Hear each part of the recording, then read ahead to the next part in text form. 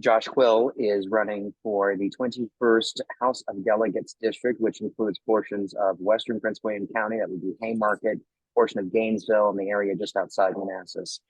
He joins us today to talk about his campaign. Josh, thanks for coming on. Absolutely. No, thank you so much for having me, Ryan.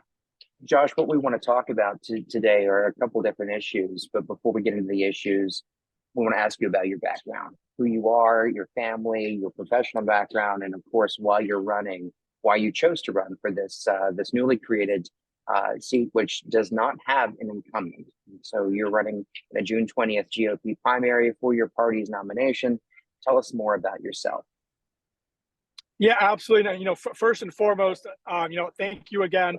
I just want to say, I'm currently in my car because I'm at early voting. As you know, there's 45 days of early voting. I'm out here all the time. Super important to engage with voters. So I stepped away. My wife is currently supporting me at my table as voters come in. So to ensure you had my undivided attention, I stepped away and I got into my car. So thank you.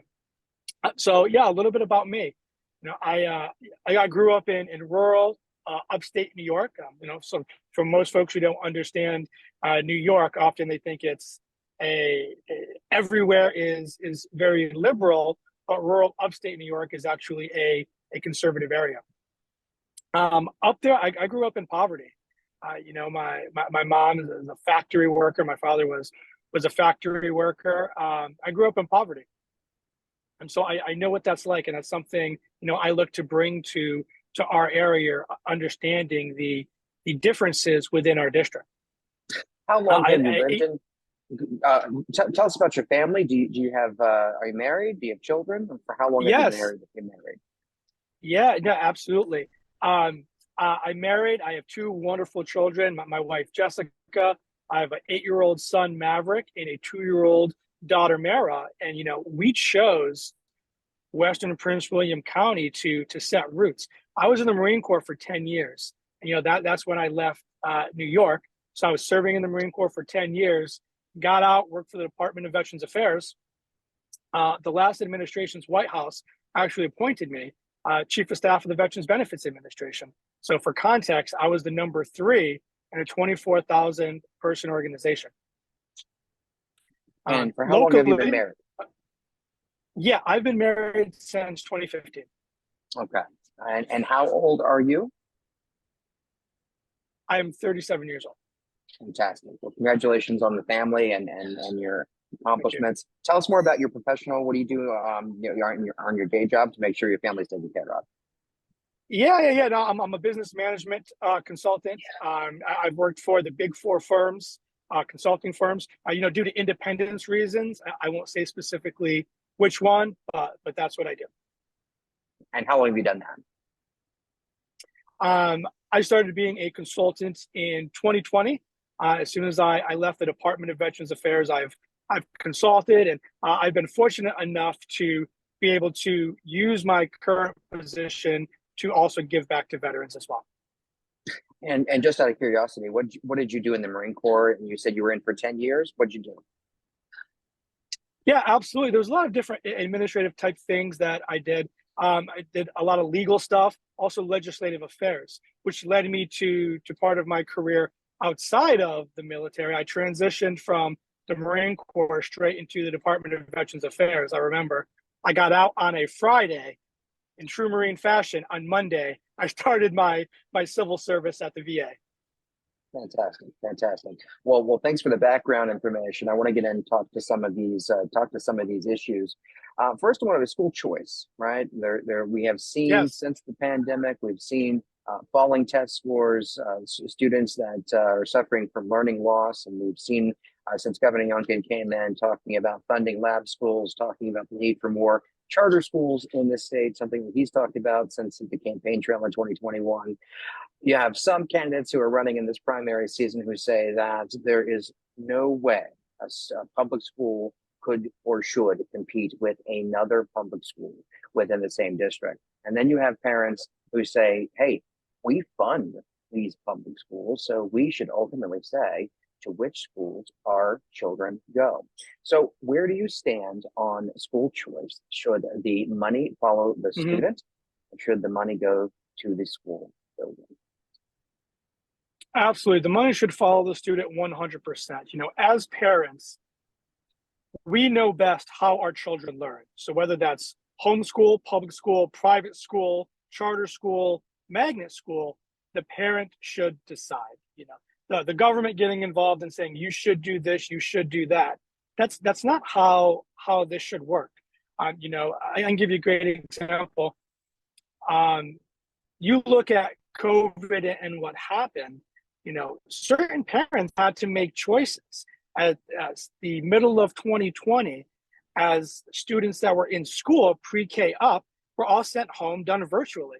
I remember my 4-year-old having to be on a Zoom call numerous times a week with a bunch of other 4-year-olds. You can only imagine the chaos that ensued to have a teacher trying to corral a bunch of 4-year-olds on a computer is absolutely crazy. And I know a lot of parents who had to make very tough decisions that next year, knowing that being at home and having their children online and Zoom wasn't the best thing for them, but also struggling to have the means to send their child to a school that was open and in person. And during that time, majority of the schools that were open in person were private schools. So just for the family, for the parents to be able to work and support their household, they had to make very tough budgetary family decisions to cut out other things in their life to be able to send their children to a school that was in person. Additionally, when you look at schools, a lot of schools in the elementary portion of the schools have a teacher to child student ratio 1:29. So you may have a number of students who need that little bit of extra help that have had that learning loss as a result of the pandemic. And those students aren't going to be able to reach their max potential, even with a little bit more help, in a 1:27 student or a 29 ratio. So these parents should be able to have the resources to either homeschool, perhaps, where they're able to have the resources to teach their children if that's something that their family and their lifestyle can support, or perhaps go to a private school where perhaps the teacher to student ratio may be a little less, and they may be able to have more support for that child in their learning development and whatever perhaps they need. Or perhaps they could go to a charter school or a magnet school. So when I say parents know best, parents know best. I can give you a great example with my own son. I know my son, he has many gifts, and for things that come easy to him, he really excels. He's really great in math, right? Super easy. He always wants to do math. We needed to work really hard on his reading. Well, for the longest time, he would pretend to read, and we thought everything was good until we realized it wasn't. I'm reading with him. I say, I point to a word. I'm like, what does that say? What he did was he memorized my wife and I are reading to him. So he could go through and tell me exactly what was happening through a book. But he actually needed that extra support. And for things that didn't come easy to him, he would give up. So as a parent, I had to explain this to teachers like, hey, you got to watch out because he's very good at pretending to read. And if it's not coming easy, he can fake it till he makes it, but he needs that extra support. And I know a lot of other parents who have been in that situation. So I firmly believe the money should follow the student. Let me switch gears now and talk to you about, ask you about public safety.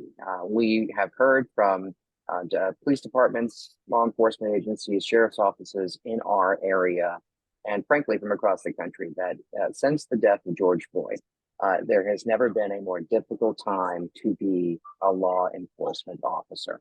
And in communities that we cover in Prince William County and Stafford County, those jurisdictions have raised the starting pay for sheriff's deputies, for police officers, about $10,000 to recruit and retain the ones they have.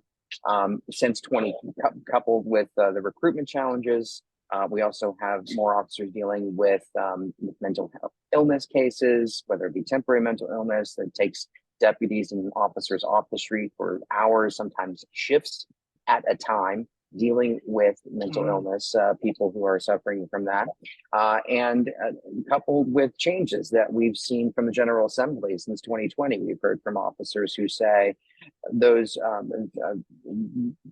due to bills passed and since 2020, someone having a tail light out or a headlight out is no longer probable cause to be able to go after somebody and pull them over to see what's going on and maybe check for something else that could be wrong. And so some feel that their hands are tied when it comes to effectively doing their job. So if you're elected, what will you do to ensure that these law enforcement officers who want to serve our community can do so effectively? Yeah, no, I think I talk about this all the time. I think our first responders, I think our veterans, I feel these are the folks that are the best of us. And we want them to stay here in Virginia. We want them to stay in Prince William County.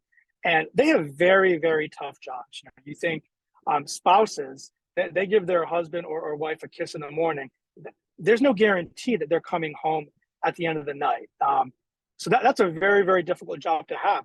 So I firmly believe these heroes should be compensated properly. So we should ensure that they have a wage that they can live on. So number one, we do need to ensure police, medics, first responders, they have appropriate pay. Another thing I think we need to do to help our police officers is implementing policy so that criminals are deterred from doing crime, right? We need to be able to prosecute them to deter them from doing crime in the first place. I look at that from a few different angles. As a father, I've had to teach my children what rainbow fentanyl looks like, right? Drug dealers who deal fentanyl that results in a fatality aren't held accountable for that. So one of the things I really want to do is ensure that any drug-related death, that drug dealer is held accountable for felony homicide, because the number one unnatural related deaths in the Commonwealth are due to overdose, and fentanyl is leading the way with that. So that's first. Also, I think we need to bring back jury sentencing, where juries provide recommendations to the judge, right? And I believe with these, criminals will be more deterred, because crime is up, I believe, 70% in Prince William County. A lot of these folks are getting slaps on the wrist. I mean, you look at folks that get a DUI, for example, something that can very well cause death to other folks. In Virginia, you can get a slap on the wrist and have that brought down to reckless driving. And I think that's absolutely ridiculous, right? Families are being put at risk. Virginians are being put at risk. I think we need to do that 100%. And finally, before I move on, I'll tell you, you're the first candidate I've talked to in the past week, and I've talked to many who have talked about fentanyl and jury sentencing. That's very interesting. So those are new topics for me that someone's brought up. So very, very good. Good to get some, I guess, some different aspects, different viewpoints on that. So thank you for that. Finally, you're the newcomer on the political scene when it comes to your primary. You're running against John Stewart, who is a former Prince William Board County Supervisor member. Looking at the numbers, he has outraised you. So it puts you not only the newcomer, but in terms of fundraising, you are the smaller dog on the block. But why would you be the most effective candidate in this race? Why, essentially, here's your chance to pitch us, to sell us why people, if they haven't already voted, should vote for you on June 20. Yeah, no, absolutely. Up until this finance period, I have actually been in the lead. And might I add with that, majority of my money raised, over $30,000, is money that I provided to the campaign. And the number one reason for that is I don't answer to big money. I answer to the voters in the district. You look at the people that have provided my opponent money. These are the establishment in Richmond. So my opponent is pulling on his establishment strings, his Richmond insider lobbyist connections for this money. And you got to ask yourself, what deals were made in a dark back room that are tied to this money that my opponent has? Let's state the facts. Sometimes the truth hurts, but facts are facts. My opponent is a career politician. He's a lobbyist. He's voted to raise taxes as supervisor. I've actually heard him here at early voting tell voters, I've never once voted to raise taxes. I can tell you 2 times right off the bat. April 29th, 2008, I believe it was. We talk about 287G. He introduced a probable cause mandate, which required police. You want to talk about protecting police? It required police in the area to check folks' citizenship if there was probable cause that they were an illegal immigrant. Well, I'd ask you, Uriah, what is probable cause? The way they look, the way they speak, what is that? The police department was so worried about this, they said they needed dash cams to ensure they protected themselves. And you know how much that cost? $14 million. Not only did my opponent propose this, he also voted for it in that tax increase for that $14 million. It failed on a 4-4 vote. The supervisors went back in the back of the room with their tails between their legs, came back out, and then all finally voted against it, to the point where 287G was used, I think, as it should be. Once anybody is arrested, you check everybody, no matter what they look like, no matter what language they speak. And this is something near and dear to my heart because I'm Hispanic. My wife is Hispanic. My kids are Hispanic. So I can only imagine my wife being out at the park, right, with my kids, perhaps looking a certain way, and a police officer having to come up and say, hey, prove you're a citizen, right? So these are different types of things. The second time was April 27th, 2010 for the FY 2011 budget, right? My opponent voted to raise taxes. And these are things that he's telling folks he didn't do. That's dishonesty. And that's not something I'll stand for. I actually called him out. I just sent out a mailer that hit mailboxes yesterday. It talked about his voting record, 100%. It talked about an arrest he had for driving under the influence. And these are all information that you can find publicly. What I'll say to folks is you have to look at who the Democrats have selected as their nominee. He's a 35-year-old Marine Corps veteran named Josh Thomas. Josh is well-spoken. He's gregarious. So what I say to folks is think to November. I think you're muted, Uriah. Thank you. Just to be clear, you're talking about your GOP primary opponent when it comes to 287G and raising taxes. That'd be John Stewart. Now you're talking about now you're switching gears and talking about the Democrat who's running in the general election in November. Just want to make sure. Yes, absolutely, because our district is arguably the most competitive district in the House of Delegates. And it is likely whichever party wins this district will win the House of Delegates. So what I say to voters is think to the general election, who can beat the Democrat? And the Democrat is a 35-year-old Marine Corps veteran named Josh Thomas. So what I say is, the information I'm putting out about my opponent, John, in the Republican primary, this is information the Democrats already have. And you know what? They're not going to be as tasteful as I am in sharing this information. I'm not mudslinging. I'm stating facts. I'm not attacking him. If it's a fact, it's not attacking. So what I'll say to voters is think to the general election. My opponent, Republican opponent, John Stirrup, career politician, lobbyist, raised taxes, introduced and implemented policy that allowed for racially profiling against especially Hispanics in the district, taking in consideration our district is 22% Hispanic, against Josh Thomas, who's a 35-year-old Marine Corps veteran. Or you take me, a 37-year-old Marine Corps veteran, spent his life in the VA serving veterans. I'm a soccer coach in the area. I'm a local Boy Scout leader, against Josh Thomas. Understanding we've got to win independent votes and right-leaning Democrat votes. The last thing I'll say, I believe I've been the most outspoken against data centers. I very specifically have said the policies I've wanted to implement. My opponent often says that this is a local issue, but with Virginia being a Dillon rule state, localities only have as much power as provided by the state government. And I firmly believe this is something that the state government needs to get involved in. The number one question we have here at early voting is, what is your stance on data centers? The voters in the district do not want them near homes and neighborhoods. They don't want them near schools, and they don't want them near the national battlefield. You're on mute again, Uriah. There you go. God love it. God love it. We've seen Delegate Danica Rome, who is now seeking a Senate seat in an adjacent Senate district near where you are, and Senator Chad Peterson. This past legislative session, they put forward bills that didn't go very far.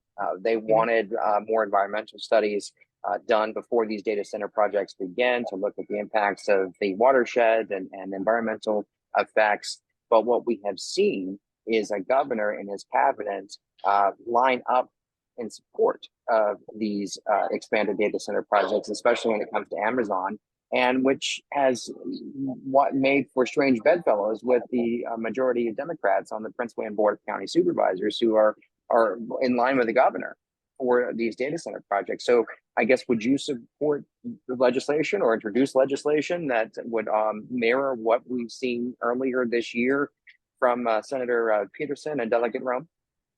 So, to be clear, I am not tied to anybody in Richmond. My opponent has said publicly, I know everybody's names in Richmond. I don't. I know the names of the people in the 21st district. So I'll tell you exactly what I'd want to do.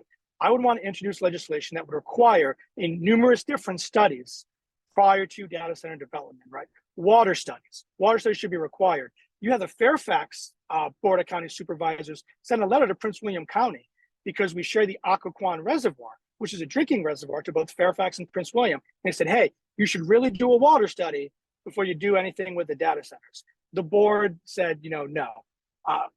Noise studies.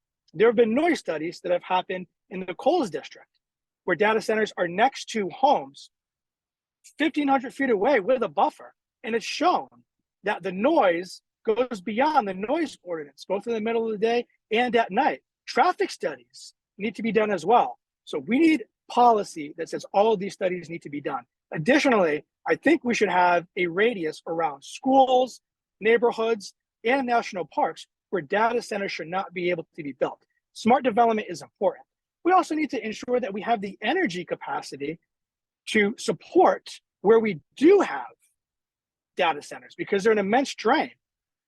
And you take into consideration, the emission standards, right, that Virginia is tied to with California. Can you imagine all of these data centers and then people having electric cars needing to be charged all the time? The impact it's going to have on the grid, not to mention considering the national security impacts that it would have, considering 70% of the world's internet goes through Northern Virginia. Well, where are our enemies going to look to stifle us? In the conglomerate of data centers we have here. So there's a lot of things that we need to take into consideration. These are the types of policies I would introduce to ensure that the voice of the people of our district is heard. And I firmly believe, given how competitive our district is, folks in Richmond, especially on the Republican side, are going to have to listen if they want to ensure that we keep this seat, because the number one issue is the data centers. And if we don't get on track, the voters will vote for those who are pushing back against data centers. We've seen that with Bob Weir's election, his special election for supervisor. Glad we touched on the data centers, because if it's the number one thing that you're hearing at the when you're knocking on doors and talking to voters, we're certainly hearing it here at Potomac Local News, from all the residents who are concerned about those data centers. So I'm glad we were able to touch on those. Finally, for those who want to get more information about you and the campaign, where should they go?